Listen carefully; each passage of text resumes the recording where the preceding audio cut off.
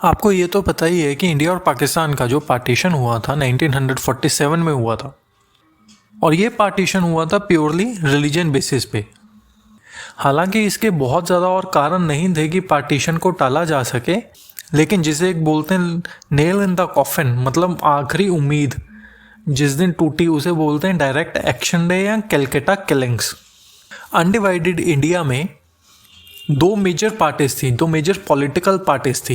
एक तो थी इंडियन नेशनल कांग्रेस और एक थी मुस्लिम लीग। मुस्लिम लीग का जो फाउंडेशन था वो इसी बेसिस पे था कि वो मुस्लिम्स के हक के लिए बनाई गई थी पार्टी, कि जो उन्हें दबाया जा रहा है या उनको उनके हक नहीं मिल रहे हैं, उस वजह से मुस्लिम लीग की फाउंडेशन हुई थी। स्टार्टिंग में तो उन्होंने ऐसा कभी नहीं बोला कि हमें अलग से पाकिस्तान चाहिए, लेकिन ये आवाज़ उठने लगी 1905 से, अंडर द सुपरविजन ऑफ जिन्ना, मोहम्मद अली जिन्ना, जो आज पाकिस्तान के फादर ऑफ नेशन है। सबसे पहले 1905 में जिन्ना ने ये बोला कि भाई हमें हमारा अलग नेशन चाहिए जहाँ पे हम मेजॉरिटी में रहेंगे। और भी आ सकते हैं, और भी सेक्शंस आ सकते हैं, लेकिन मेजॉरिटी हमारी मुस्लिम मेजॉरिटी नेशन बनेगा ये, और जो हमारे नेता होंगे वो भी मुस्लिम्स ही होंगे। और काफ़ी हद तक इसे अवॉइड करा गया कि इंडिया को डिवाइड ना करना पड़े। और अल्टीमेटली 1946 में ब्रिटिश गवर्नमेंट ने क्या किया, एक कैबिनेट मिशन भेजा, और उस कैबिनेट मिशन को ये बोला गया कि भैया आप इंडियन नेशनल कांग्रेस और मुस्लिम लीग के बीच में रेजोल्यूशन करवा के आओ। अब रेजोल्यूशन तो यही था कि भाई हमारा पार्टीशन ना हो और हम खुशी से एक साथ एक अनडिवाइडेड इंडिया की तरह रहते रहें। अब इंडियन नेशनल कांग्रेस ने तो ये बोल दिया कि भाई हम पार्टीशन नहीं चाहते, और मुस्लिम लीग ने ये बोला कि भाई हम अनडिवाइडेड इंडिया का पार्ट तभी रह सकते हैं अगर सुभाष चंद्र बोस हमारे लीडर हों, मतलब देश के लीडर हों। हम किसी और के लीडरशिप में इंडिया में नहीं रहेंगे।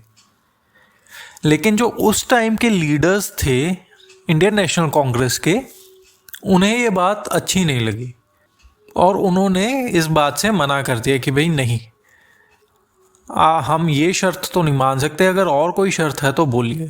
फिर मुस्लिम लीग ने भी बोल दिया कि भाई नहीं, हमारी तो यही शर्त है, अगर आपको मंजूर है, नहीं तो भैया हम टेबल से उठ रहे हैं। और वो मीटिंग वहीं पे ख़त्म हो गई। अब अगला स्टेप यही था मुस्लिम लीग का जिन्ना की लीडरशिप में कि भाई हमें हमारा सेपरेट नेशन करके दो। तो उन्होंने क्या किया, 16 अगस्त 1946 में एक डायरेक्ट कॉल दी। डायरेक्ट कॉल मतलब एक हड़ताल दे दी, मतलब देश बंद दे की आवाज़ दी कांग्रेस के अगेंस्ट। और उसका मेन मोटिव यही था कि भाई हमें अपना सेपरेट होमलैंड दिया जाए। अब जैसे आपको पता ही है, पार्टीशन से पहले जो मेन हब था मुस्लिम लीग का वो था वेस्ट बंगाल। तो अब वेस्ट बंगाल में उस टाइम के जो सीएम थे हुसैन शाहिद, उन्होंने बहुत ही भड़काऊ बयान लगा दिए, और जिससे लोग और ज़्यादा भड़क गए, और इतना ज़्यादा भड़क गए कि वहाँ पे दंगे होने लग गए। और दंगों ने सिर्फ वेस्ट बंगाल ही नहीं, वेस्ट बंगाल के आसपास के एरियाज, बिहार का एरिया जो आज प्रेजेंट डे बांग्लादेश है उसका एरिया, वहाँ पे दंगे भड़क गए। और अराउंड उस टाइम की एस्टिमेशन थी कि अराउंड 8 से 10 हज़ार लोग मर गए थे। मरने के अलावा इसमें रेप्स थे, मास कन्वर्जन्स थे, और जो लूटपाट हुई वो तो अलग थी, उसकी कोई गिनती ही नहीं थी। 8-10 हज़ार तो लोग मर ही गए थे वहाँ पे। इतना भयंकर रूप ले लिया था इसने, और ये इतना ब्रूटल हो गया था कि इसे जेनोसाइड भी कहा गया था।